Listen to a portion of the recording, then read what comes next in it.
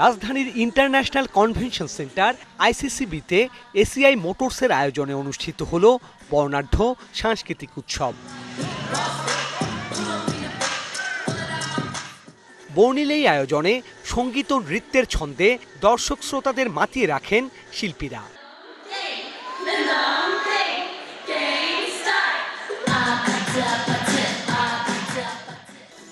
অনুষ্ঠানে প্রথমবারের মতো ২৫০ সিসির ইয়ামাহা FZ25 মডেলের মোটরসাইকেল বাংলাদেশের বাজারে আনার ঘোষণা দেয় ACI motors. They are crazy FZ lovers, so we are very hopeful, and I'm very proud. The theme Team Yamaha put here, that is the roll the road. This is the bike. উৎসবে অংশ নিয়ে মঞ্চে উষ্ণতা ছড়ান সামিরা খান মাহি, শান্তিদের মতো তারকা শিল্পীরা।